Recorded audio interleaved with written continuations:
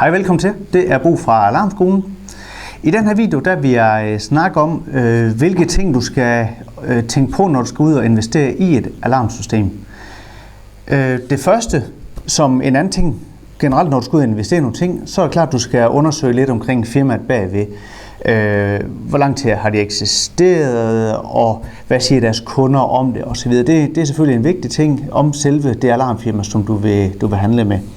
En anden vigtig ting, det er jo omkring selve den alarm, som du påtænker at købe. Der er mange, faldgrupper. Du skal tænke på, at det er en alarm, du skal have i mange år. Derfor så er det vigtigt, at du laver det helt rigtige valg. En af de ting, sådan helt overordnet, det er jo, at du skal være sikker på, at du kan få alarm, eller dele til alarmsystemet fremadrettet.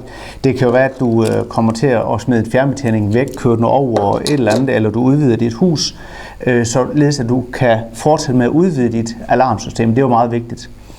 En anden ting, det er også, at du kan udvide, hvis du ønsker det senere hen, og udvide systemet måske fra almindelige bevægelsesensorer til nogen med kamera i. Det er jo en lille vigtig ting, som der ikke så mange, der tænker på, og det er jo fordi, at de her kameraer, de tager jo billeder, som du kan få på din telefon direkte. Det, der så sker, når du hvis du er afsted i byen, du får indbrud, og de har taget billeder af en tyv inde i dit hus, så er det jo, at du må ringe direkte til politiet på 112, og så vil de rykke ud til dit hjem med det. Og det er jo lidt ærgerligt, hvis du fra starten har købt et system, som ikke kan det, og du senere hen vil udvide med det. En anden ting, det er, som der sker med alarmsystemer, specielt inden for TrueGuard-alarmerne, det er, at systemerne kan begynde at styre flere og flere ting. Ikke bare alarmdele, men for eksempel en lille ting her, der har vi bare et ganske almindeligt tænd-sluk-modul, du kan sætte i din stikkontakt, og så kan alarmsystemet gå ind og styre den. Så der kommer mere og mere styring ind over selve alarmen, og det kan du styre fra din app og så videre.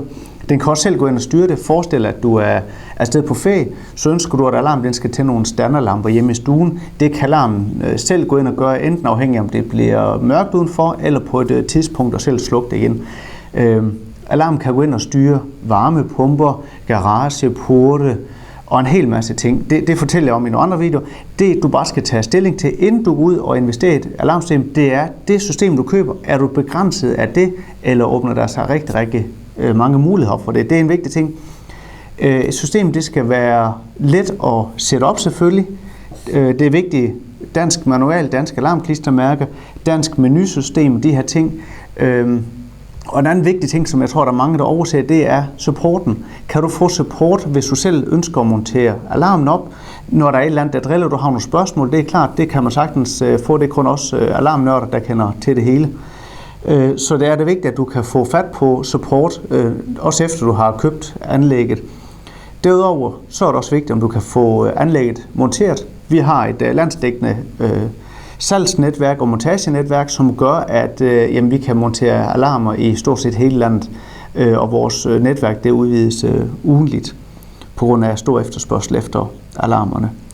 Så det er nogle af de ting, du skal tænke på, når du køber alarmen. Det er selvfølgelig også med den daglige betjening. Det er klart, når du har fået alarmen installeret, så skal den daglige betjening af alarmen være let, og det vil sige, at du skal kunne bruge fjernbetjeninger til at frakoble alarmen selvfølgelig. Du skal kunne bruge alarmpanel, du skal kunne bruge brikktastatur med små brikker til, kodetastatur, din app selvfølgelig. Så der er mange ting, du skal tænke over, inden du går ud og investerer i et alarmsystem. Det er et system, du skal have i mange år. Du skal være tryg ved det. En anden vigtig ting, som der ikke er alle alarmsystemer, der kan, det er, at systemet de melder lavt batteri ind til kontrolpanelet. Det virker simpelt, eller som noget af alle systemer kan, men det kan det ikke. Det er en anden vigtig ting. Ved TrueGuard, der bliver alle dine enheder kodet ind i systemet, og de bliver navngivet. Det vil sige, at du vælger at navngive de forskellige enheder ind i systemet, afhængig af, hvad det skal hedde. Lad os sige, at du har en bevægelsessensor i stuen. Den kan du kalde for stue. Så ved du, når der er gået 2-3 år, så får du en sms, og panelet vil også give lyd fra sig og sige, nu er der lavt batteri inde i IR-stue, det vil sige bevægelsessensoren inde i stuen. Den fungerer i 2-3 måneder herefter, så du har lidt tid at skifte den her sensor i, også hvis du er på ferie. Det sker, så sensoren vil fortsætte med at fungere. Du skal bare ud og skifte den i den her pågældende sensor. Det samme ved du også altid, hvis alarm går i gang. Hvad er det for en sensor, der er sket noget ved osv. Det virker sådan noget som logik, men på nogle systemer, der får man ikke det her lavt batterisignal at vide. Det kan være, der er lige en lysstue, der lyser op i sensoren eller noget, men det lægger man jo ikke lige mærke til. Så dør sensoren bare. Så igen, det virker som logik for os alarmfolk, men sådan er der nogen, der bygger alarmer. Så der er mange ting, du skal tænke over. Hvis du har nogle spørgsmål til alarmsystemer generelt, eller til TrueGuard-alarmerne, skriv til os, enten på Facebook eller send en mail. Jeg vil meget, meget gerne besvare dem, helt sikkert. Det er vigtigt, at vi hjælper jer med at få en tryg hverdag og få købt det rigtige alarmsystem, som I vil have. Så I kan få en tryg hverdag. Tusind tak for nu. Hej.